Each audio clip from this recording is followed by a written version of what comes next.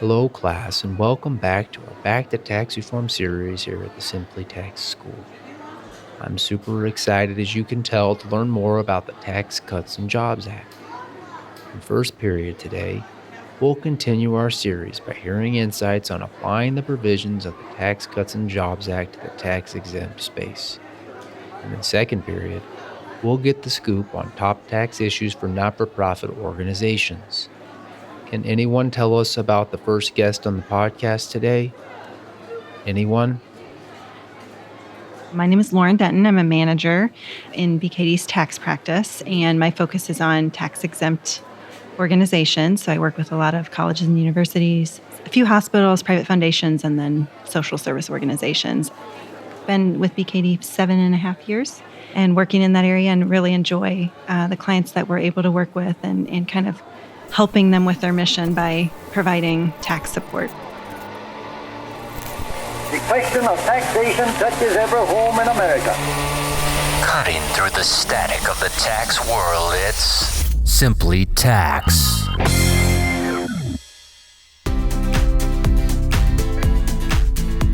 It might seem counterintuitive to be talking about changes for tax-exempt organizations, but there were several significant shifts in this space under the TCJA. Let's get the learning started today by hearing about some of these changes that were most surprising to these organizations. The first big thing that kind of took a lot of the exempt space by surprise is how much in this legislation really did sort of target them. I think in the past, there's this idea that, well, the tax exempt space is sort of set aside. They're over here doing good. We're not going to really pursue revenue raising opportunities in that area. And that really changed with this legislation. So I think for a lot of our clients, realizing that they now have 3 or 4 or 5 new things that they have to think about from this legislation was a little bit of a surprise.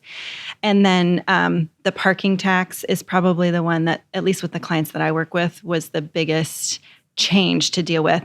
Now, that being said, the UBIT siloing piece, so that concept of treating each individual line of business for an unrelated business income tax perspective separately, that hasn't really hit yet. Most of the entities that I work with that are calendar year have extended their returns, and so we won't really see that until a little bit later in the summer. And then for fiscal 18 entities, they didn't have to deal with that yet. So we have some of this that's coming that I don't think we fully worked through, but the parking tax was probably the one this past filing season that caused the most heartburn. So maybe we can start with that one and talk a little bit more about it, maybe what the change was and kind of how that's, I guess, played out in returns. Yeah, so this is a new provision in the tax law. 512A7 is the code section. And basically what they did, what Congress did was there's a provision on the for-profit side that said, well, if an employer provides transportation fringe benefits that are not taxable to the employee or qualified parking, then the employer loses the ability to deduct the expenses associated with that on their return. And so then in order to bring parity between the for-profit space and the not-for-profit space, tax-exempt entities who provide those benefits have to take those expenses and report them on Form 990T as if they were unrelated business income. So a couple weird things with that. Number one, we've never had expenses being reported as revenue. Right. So yeah, a little bit of a odd turning the concept on its head sort of a thing. Yeah. So that is hard to kind of wrap your arms around. And then there was so much question all year last year after the legislation was passed about, well, how do we know what is qualified parking, what kind of parking Congress is talking about here? And are we talking about a parking garage where an employer is paying for their employees to park? Are we talking about surface parking that an employer owns or leases? What is this going to look like when we finally get guidance? And so when the IRS did eventually release guidance at the end of December of 2018, then we had to kind of go back and rework our whole thought process, because I think even though there was a lot of question and discussion about whether or not surface parking would be included, I think a lot of practitioners and a lot of not-for-profit organizations and institutions thought that the fair market value of the parking might play into it. So, if I'm paying to park in a metro area, there's value to that parking. But if I'm an employer in a rural area and there's lots of surface parking available and no one has to pay for parking, then is there any value to providing that parking to my employees? And so I think a lot of people thought, well, in that scenario, surely we don't have to pick up our expenses to maintain our surface parking lot and report them on the 990T.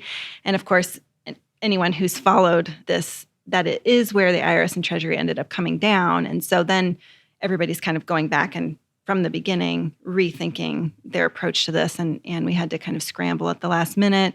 So that was a challenge from January until May. Yeah. Well, especially because, the guidance, like you said, came out in December. And I almost feel like in just talking to some people that they almost like weren't aware of it in some regards, just because of, well, maybe there was also a lack of awareness of the change in the first place, but then that we got this guidance and it had some meaningful pieces to it, like you said. It's kind of funny because even in our office, there's a couple of us that work in the not-for-profit space, and then the rest of our tax team is on the for-profit side. And we were up to speed on it just because I think for tax-exempt entities, it was so much more concerning, right? Because you have churches or maybe small social service organizations that don't have any other UBIT that were considering, are we going to have to file a 990T and potentially state returns and all of that? And so I think it was a lot higher profile on the not-for-profit side. But when we got the guidance, there was a lot of us walking across the hall to our colleagues and saying, hey, I think we're going to have to think about this. And certainly in our manufacturing clients and healthcare clients, they had no idea that this even was out there. And so I know that's not specifically related to not-for-profit entities, but I think January 1st, there was a lot of, hey, bad news. Bad news. We have another book to tax difference that we've got to work with this year. And so, that's never fun, right, as you're kind of digging into filing the returns. So you mentioned the UBIT siloing. I think it's another big issue. There's need for guidance and all that, but maybe we could talk a little bit about that, because you're right. I feel like that's maybe a shoe that hasn't quite dropped as much as maybe just the timing, like you said earlier. But maybe you could talk a little about the issue and kind of what you're seeing and hearing. Yeah. So this is one that has kind of been floating around in Congress for several years. And the IRS has struggled for a number of years with how to address allocation of expenses for unrelated activities, and whether or not institutions have a loss activity that they're using to offset other profitable unrelated activities. And so if you think about that three-pronged test that we have for whether or not an activity is unrelated, do we have a profit motive is one of those. And the other two, is it a trade or business regularly carried on? So when you think about the profit motive, if we have an activity that is unrelated, but we're not really trying to make money, we could be generating losses year over year and then using that to offset our other profitable activities. Right. And so they had kind of floated this idea of treating each activity separately in order to just get around having to really dig into allocating expenses.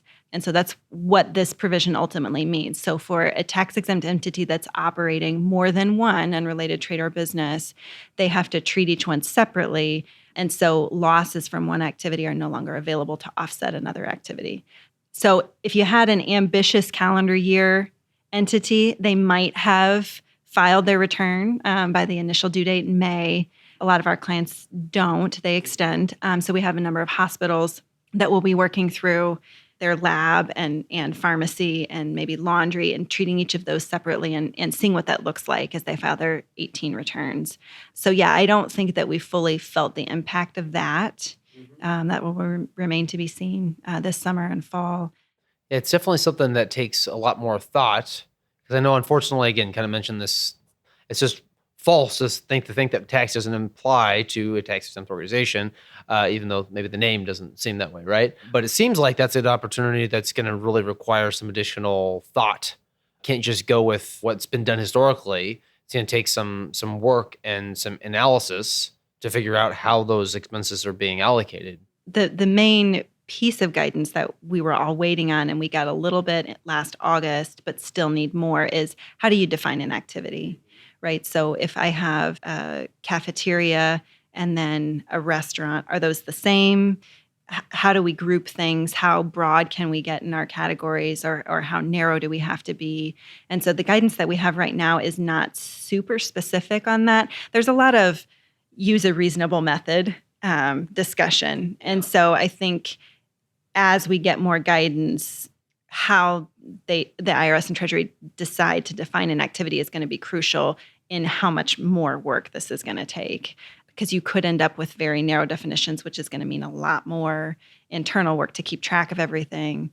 Versus if we get a little bit more leeway, then that might not change things a whole lot for some entities. Right. They might be able to continue to kind of group things together. So Yeah. we'll see. Which is kind of that's the underlining theme, I feel like, even still 18 months in on this new tax law. Is we'll see, and it depends. Yeah. That's just sort of the overwhelming answer, which is frustrating, but it just really illustrates, though, that there's a lot of nuance there that's very taxpayer specific on things. So are there any other aspects of the new tax law, or even otherwise, that are kind of bubbling to the surface in the conversations in the first filing season? There's been some debate about the excise tax on compensation and how that's going to play out. And the big question there is, that is, if you pay an employee more than $1 million in compensation, then there's a 21% excise tax on the excess over $1 million.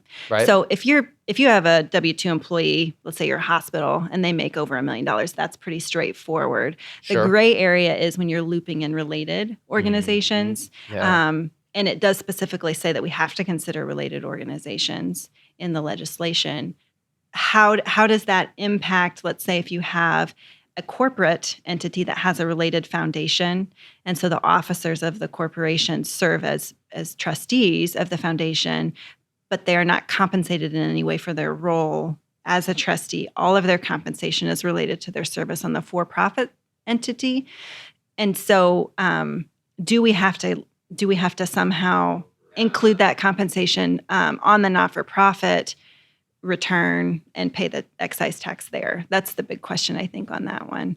And then just kind of circling back to the parking tax, I think the thing that we're all watching right now is whether or not that might actually go away. Yeah. So the House Ways and Means Committee actually passed a bill out of the committee back in June that would repeal that provision.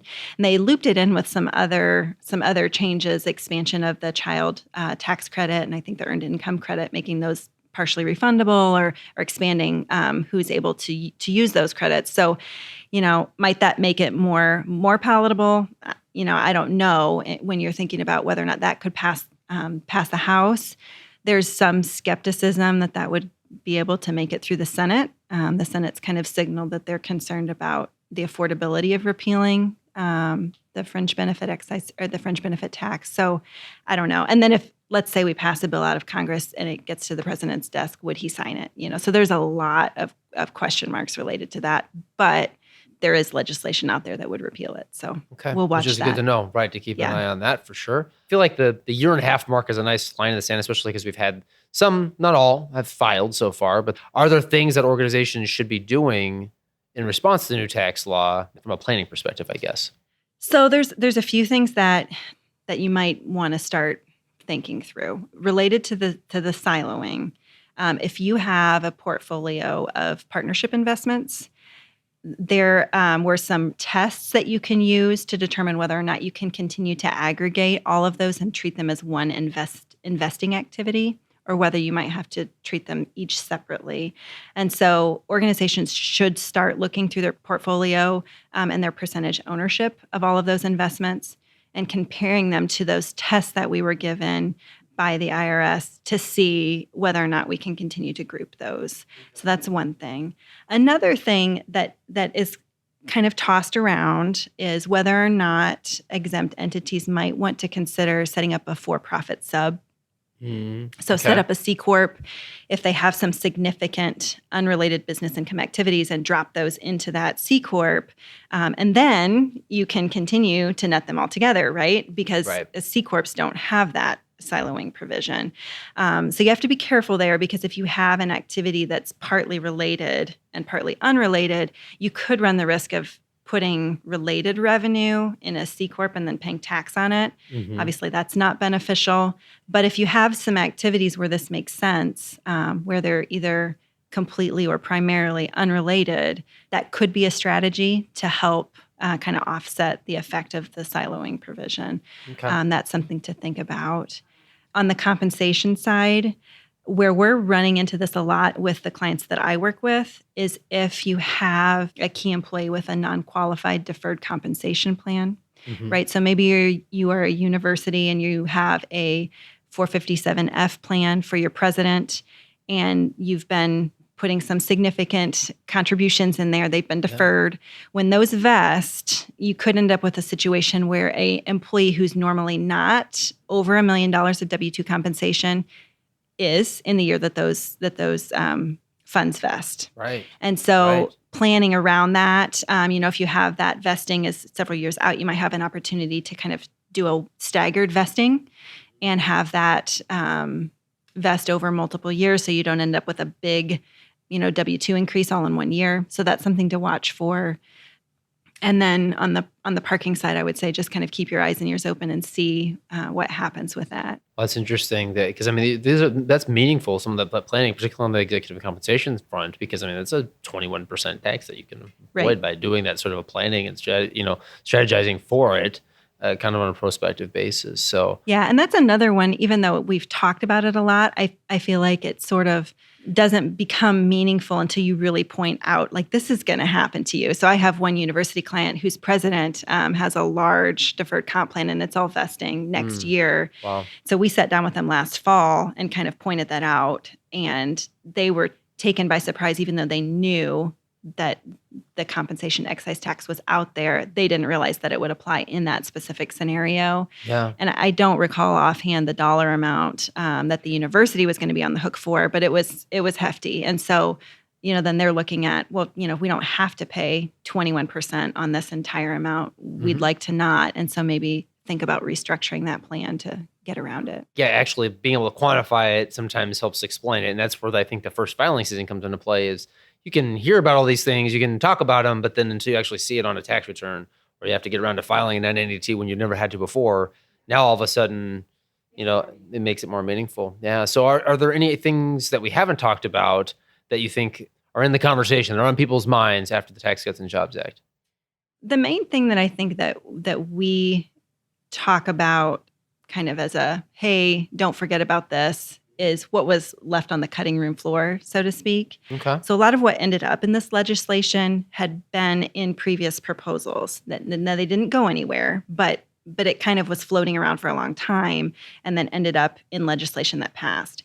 If listeners were alert to the whole process from when the House initially released their draft legislation all the way through, they'll recall that there were a lot of really painful provisions that didn't actually make it into the final bill.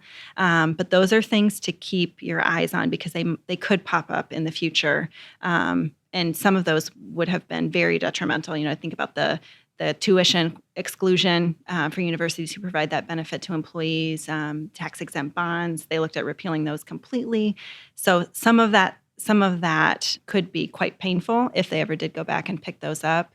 So it's important to keep in mind what they didn't include, since it was in legislative form at some point, and it would be really easy to stick into a bill in the future. No, that's a great point and something to kind of keep in mind as kind of where things are maybe going, and also the importance and the challenges of kind of keeping up on what's going on in Washington and the legislation that's coming down the pipe. Because as we know with anything, the tax law is only as permanent as the new tax law. So Right. if there's maybe changes in administration or whatnot, there could be additional tax changes, and like you said, those would be natural starting points, you would Right. think. So Yeah. Simply Tax. We heard earlier from Lauren about the changes to the deductibility of qualified transportation fringe benefits under the TCJA. Let's now hear more from Mike on how it's affecting not-for-profit organizations.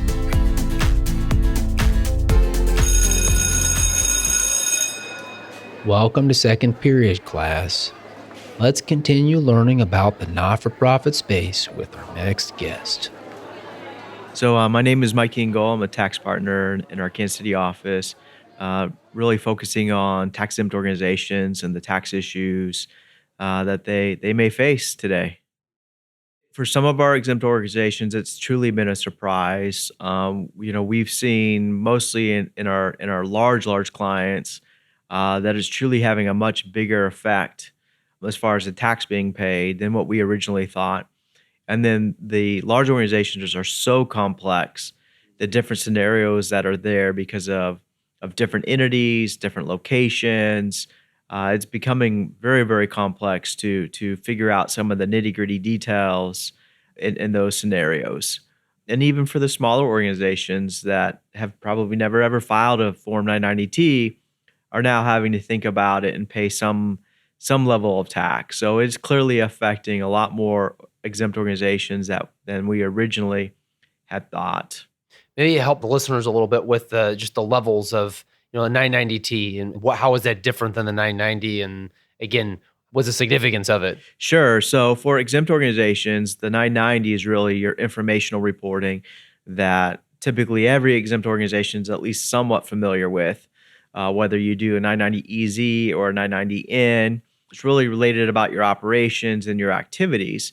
And if you are an exempt organizations that have income that's not related to your exempt purpose, in theory, you need to file a 990T to report that income and actually pay tax, just like a for-profit would. So really, the Form 990T is for the reporting and filing of unrelated business income for exempt organizations.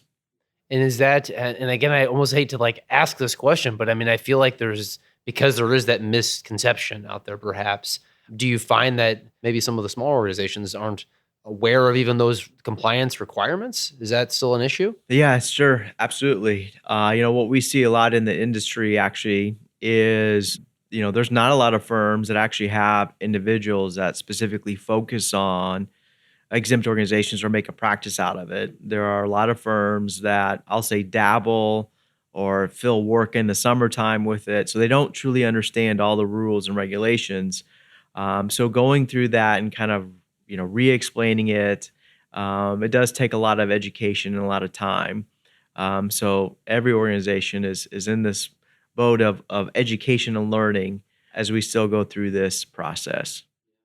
And maybe just kind of looking big picture at tax and exempt organizations, if there was one area or maybe two that you think that there's the greatest need for, is focusing on it and again, making sure that you're meeting the compliance requirements and even just the planning and the strategic components as well, what would you say that is? So I would say maybe the first one would be actually filing a correct 990.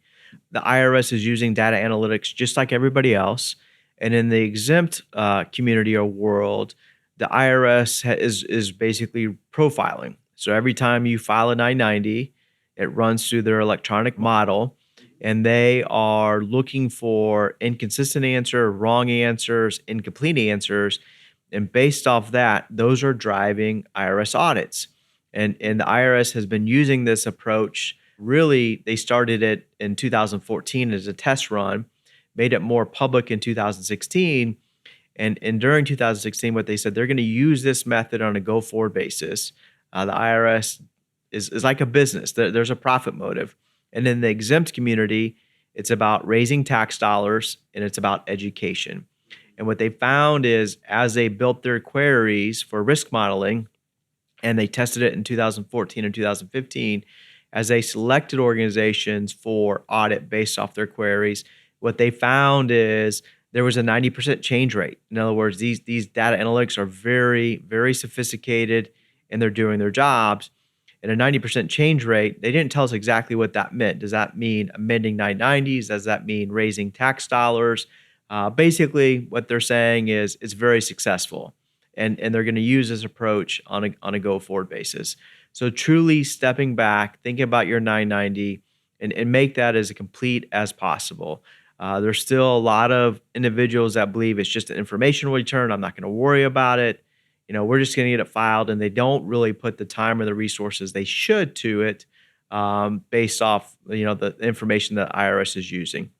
Second is just stepping back and thinking about the changes that are going on as far as tax reform, unrelated business income, and those changes there. Specifically on unrelated business income, we're finding a lot of exempt organizations trying to raise additional dollars, trying to find different revenue streams to support their exempt mission, which many times those are unrelated business income. So being cognitive of those rules so that we follow the requirements. And I think it's even more today that we're finding it because with the new tax law on the individual side, before the new tax law, there was roughly 65 million itemized filers, which means if you gave a deduction, you got a benefit for your charitable contribution. And after the new tax law was in passed, it was estimated that 15 million individuals or taxpayers would actually itemize, which means 50 million decrease. So the question is, there will be less individuals who will actually get a tax benefit for charitable contributions. And so understanding donors' intent is, are they tax motivated? Are they mission driven? Are they charitable driven? The overall base is that charities' revenues are going to go down because of that. And so they're thinking of other revenues to raise. So being cognitive of those different revenue streams, whether they require additional reporting requirements, such as unrelated business income, and just being very familiar with the new tax law. As although we don't have final regulations, we do have guidance from the IRS that would suggest some of their thinking. And currently, we're now really spending a lot of time, because we're seeing the first tranche of it, is the excise tax on compensation for executives or nonprofit employees that make over $1 million. And that's probably been a big one in terms of the implications to the organization if you're in that boat. What have you been seeing with respect to that? Clearly the larger organizations are focusing on it because they're more likely to have employees that could approach that $1 million mark or more. So working through that about really what's included, what's not included when you go through that calculation, I think is very important. We're seeing boards spend a little bit more time thinking about deferred comp plans and vesting schedules to try to minimize or shorten the time frame for vesting for deferred comp, because that can have an effect to be able to decrease that. But more importantly, also everybody's focused on this $1 million mark. That if you're going to make more than $1 million, that's when you'll pay the excise tax. But there are what we'll call severance payments, which you could be below the $1 million mark and still have to pay your excise tax. So just don't focus on over the $1 million threshold. There could be other scenarios that are out there. I would probably say one of the hottest topics right now to try to minimize the excise tax, in addition to shortening deferred comp vesting periods, is exempt organizations now are starting to look at the split dollar loan regime scenario as a way to actually minimize exempt organizations. So we're seeing a lot more of that. It may not be right for every exempt organization. Probably two caveats we need to think about there are states that do prohibit loans to officers and directors and key employees.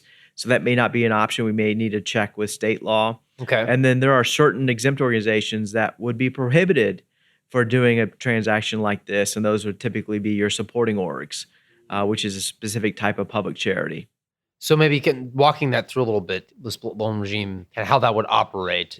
Obviously, a loan with the executive or the employee. You're seeing people more so model and entertain that, or and try to figure out how that works, or maybe actually starting to take action on it. So we're seeing a little bit of everything. Okay. An example would be take an executive of a large nonprofit or tax-exempt organization who makes $1.5 million a year. Mm-hmm. Okay.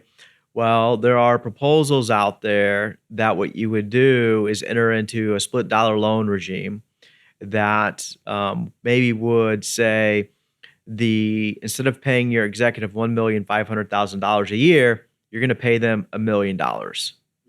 And then you will actually loan your executive $500,000 to buy an insurance policy that they own and they name the beneficiary of.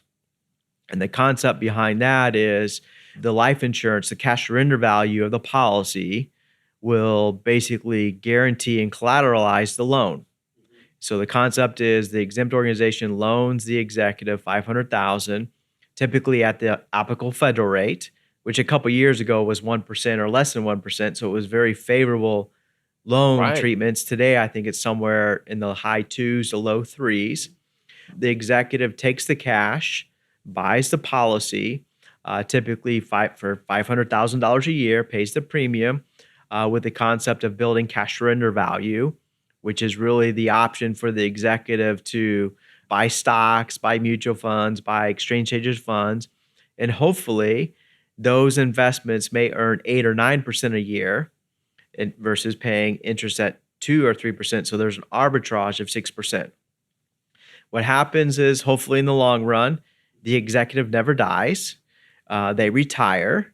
Now they have a portfolio that perhaps over 10 years they've borrowed 5 million, but now that portfolio could be worth, say, 10 million. Uh-huh. So basically they can pay the loan off and they have $5 million of additional cash to do what they want. That's not compensation for that reporting. Right. Is one way to think about why organizations are thinking about that. Yeah. Obviously, there's a lot of other decisions that go into it, and I've Certainly. oversimplified the overall process. Are you seeing or hearing any other areas that they're kind of, again, that bucket of the hot issues on people's minds from an exempt organization perspective? You know, some of it is just, again, working through the tax laws for exempt organizations. There's many different effects. We spoke of one just previously about charitable contributions.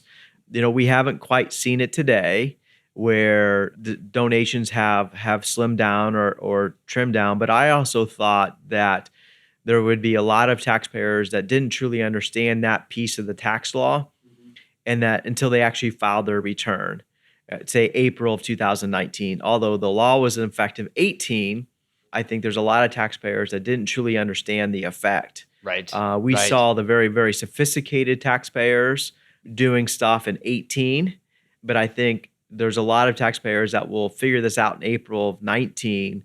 And one of my concerns for our exempt organizations is once they figure it out, what does that mean on a go-forward basis? Yeah. And so from an operations, from a marketing perspective, we've been talking to a lot of our clients about what's that right message.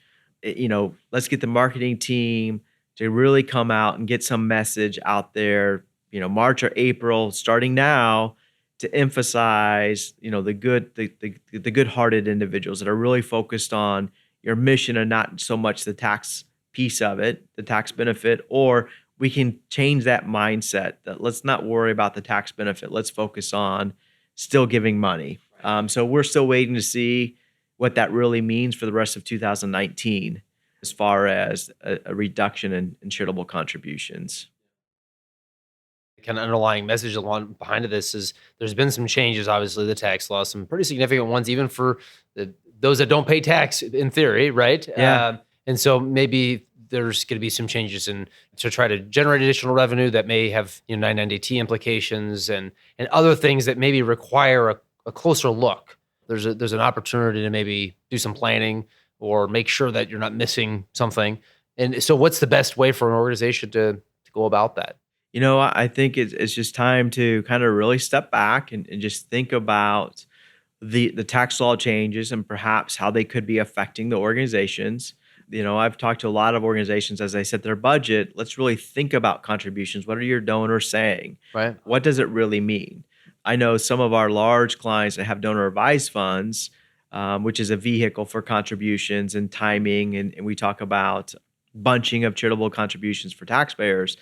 They saw the biggest increase in donor advised funds in 2018 from the bunching perspective. And those are I think, the sophisticated taxpayers really starting to plan. You know, I think they saw a bigger uptick than they ever planned to see. And so I think it's really just thinking about who your donors are and run projections on what levels individuals are giving at and try to understand the motivation of your givers. So is there anything else that we haven't talked about that I think is important to add to the conversation? You know, I think it's the exempt industry is interesting and staying on top of it. I think the 990 is a great tool to use from a marketing piece, a fundraising piece, and just getting the right individuals engaged and involved and thinking about what information should we present, how should we present it, to use it as a mechanism for our benefit.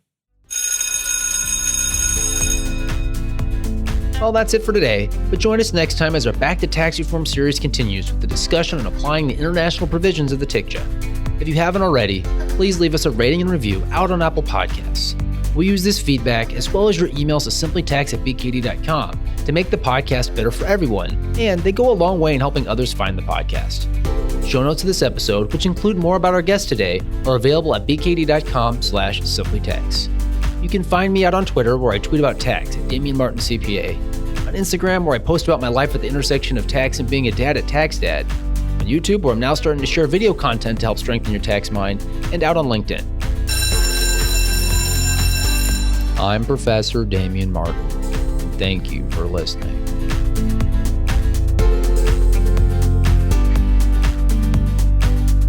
The information contained in this episode of Simply Tax is based on data available as of the date of its release. BKD is under no obligation to update this information if changes occur. Applying this information to your specific situation requires careful consideration of all facts and circumstances. Any information provided is not to be considered as tax, legal, or financial advice. Please consult your tax advisor before acting on any matters covered.